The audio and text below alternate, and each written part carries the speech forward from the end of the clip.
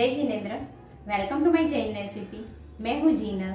आज मैं बनाऊंगी बहुत ही टेस्टी और हेल्दी जैन बीकानेरी, जिसे हरी मूंग दाल और बहुत ही टेस्टी स्टफिंग के साथ बनाया जाता है। और जब भी आप सोचते हैं कि डिनर के लिए क्या बनाएंगे, तब ये टेस्टी बीकानेरी एक बार ज़रूर ट्राई करना। एकदम नया रेसिपी है, सबको बहुत पसंद भी आएगा।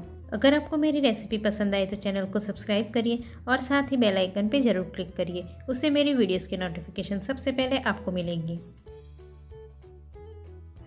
जैन बीकानेरी बनाने के लिए मैंने यहाँ 1 कप छिलके वाली हरी मूंग दाल ली है और इसमें 1/4 कप चावल ऐड कर देंगे और दोनों को अच्छे से मिक्स कर लेंगे। अब इसे हम 3 से 4 बार अच्छे से वॉश कर देंगे। वॉश करने के बाद दाल को हमें 3 से 4 घंटे के लिए ढककर भीगने देना है। तब तक हम स्टफिंग बनाने के लिए 3 कच्चे केले को कुकर में बॉईल करने के लिए रख देंगे। देखिए 4 घंटे के बाद दाल अच्छे से भीगकर फूल गई है।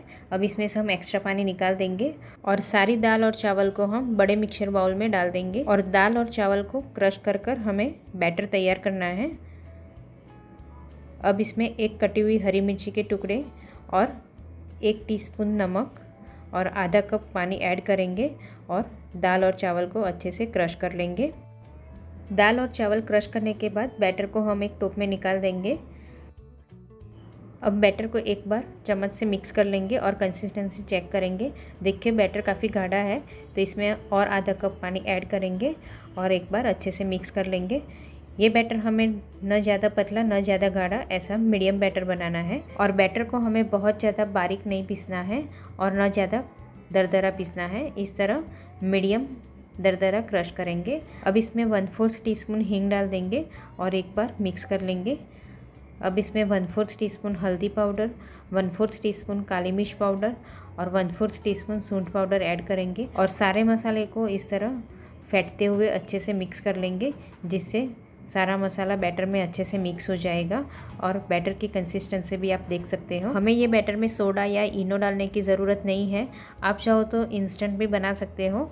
अब हम साइड में आधे घंटे के लिए रख देंगे, तब तक हम स्टफिंग बनाएंगे। देखिए कच्चे केले बॉईल करने के बाद मैंने छिलके निकाल दिए हैं। अब इसे हम ग्रेटर से ग्रेट कर देंगे, जिससे स्टफिंग हमारा एकदम स्मूथ बनेगा। या फिर केले बॉईल करने के बाद तुरंत गर्म केला को स्मैशर से मैश करेंगे, जिससे स्टफिंग स्मूथ बनेगा और केले का एक भी टुकड़ा नहीं रहेगा। इसी तरह हमें सारे केले को ग्रेटर से ग्रेट कर देना है।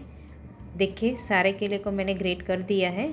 अब स्टफिंग बनाने के लिए कढ़ाई में 1 टेबलस्पून ऑयल और 1/4 टीस्पून हल्दी पाउडर डाल देंगे। अब 2 मीडियम साइज़ के टमाटर के टुकड़े करके मिक्सर में ग्राइंड करके प्यूरी बनाई थी, वो भी ऐड करेंगे। 1 टेबलस्पून कश्मीरी लाल मिर्च पाउडर डालकर इसे भी हम साथ में मिक्स कर लेंगे और गैस की फ्लेम मीडियम रखेंगे।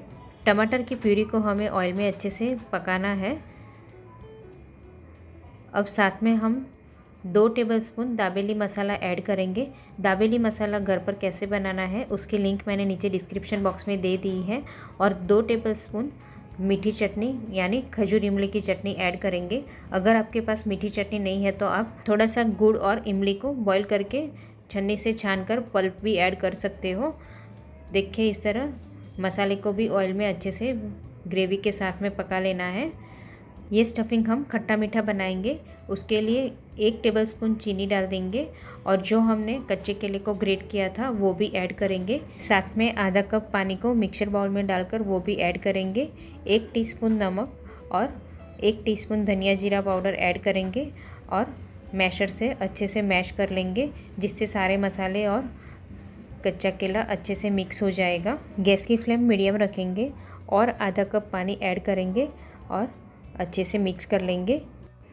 मैशर से हमें इस तरह अच्छे से मिक्स कर लेना है, जिससे स्टफिंग एकदम स्मूथ हो जाएगा। और स्टफिंग को हमें थोड़ा पकाना है। चम्मच से भी एक बार अच्छे से मिक्स कर लेंगे, जिससे कढ़ाई में चिपकेगा भी नहीं। मिक्स करने के बाद टेस्ट एक बार चेक कर लेंगे। ये स्टफिंग हमें खट्टा मीठा और थोड़ा स्पाइसी बनाना है, तो 1 टेबलस्पून चीनी और 1 टीस्पून नींबू का रस ऐड करेंगे और अच्छे से मिक्स कर लेंगे। और स्टफिंग की कंसिस्टेंसी भी आप देख सकते हो, इस तरह थोड़ा पतला रखेंगे, क्योंकि ये स्टफिंग ठंडा होने के बाद थोड़ा गाढ़ा हो जाएगा। स्टफिंग हमें ना इससे ज़्यादा पतला ना इससे ज़्यादा गाढ़ा ऐसा रखेंगे, जिससे स्प्रेड करने में आसान रहेगा।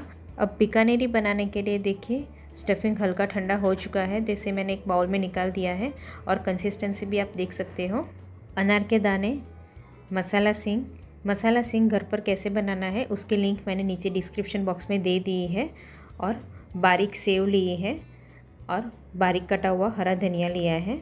देखिए अब आधे घंटे के बाद बैटर अच्छे से सेट हो चुका है। अब इसके हम चिल्ला बनाएंगे। चिल्ला बनाने के लिए मैंने यहाँ नॉनस्टिक पैन गरम करने रख दिया है। अब इसमें हम थोड़ा थोड़ा बैटर डालकर इस तरह छोटे साइज़ की चिल्ला बनाएंगे। गैस की फ्लेम मीडियम रखेंगे। अब थोड़ा सा ऑयल डाल देंगे और 1.5 से 2 मिनट के लिए पकने देंगे। अब 1.5 मिनट के बाद साइड चेंज कर देंगे और दूसरी साइड भी पकने देंगे। देखिए 1 से 1.5 मिनट में दूसरी साइड भी चिल्ला अच्छे से पक गया है, तो इसे हम नीचे उतार लेंगे और इसी तवे में हम दूसरी चिल्ला बनाएंगे। आप चाहो तो एक साथ में 4 चिल्ला भी बना सकते हो, क्योंकि हमें ये चिल्ला छोटा छोटा बनाना है, बहुत ज़्यादा बड़ा चिल्ला नहीं बनाएंगे और थोड़ा मोटा चिल्ला बनाएंगे। और चिल्ला स्प्रेड करने के बाद हमें मीडियम फ्लेम पर पकने देना है। जब तक चिल्ला ऊपर से थोड़ा ड्राई हो जाए तब तक पकने देंगे।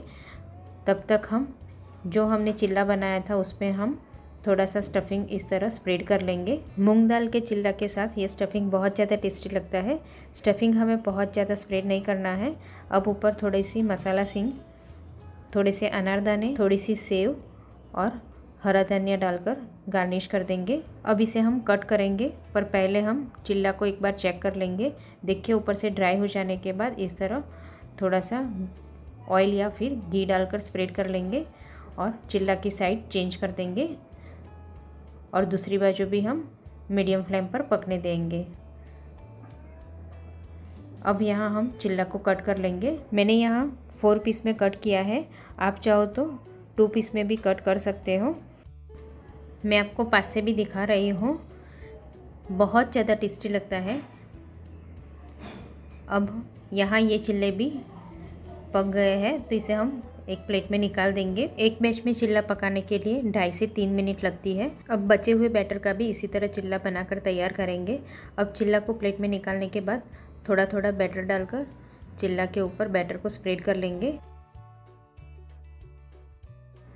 बैटर स्प्रेड करने के बाद ऊपर थोड़ी सी मसाला सिंग, थोड़े से अनारदाने और थोड़ी सी सेव डाल देंगे और हरा धनिया से गार्निश कर देंगे। बहुत ही मज़ेदार गर्मा गर्म जैन बीकानेरी बनकर तैयार है और बहुत ज़्यादा टेस्टी लगता है, साथ में उतना ही हेल्दी भी है और सबको बहुत पसंद आएगा। अगर आप कट नहीं करना चाहो तो इस तरह फोल्ड करके भी खा सकते हो। तो आप भी जैन बीकानेरी एक बार घर पर ज़रूर ट्राई करना। Thank you so much for watching.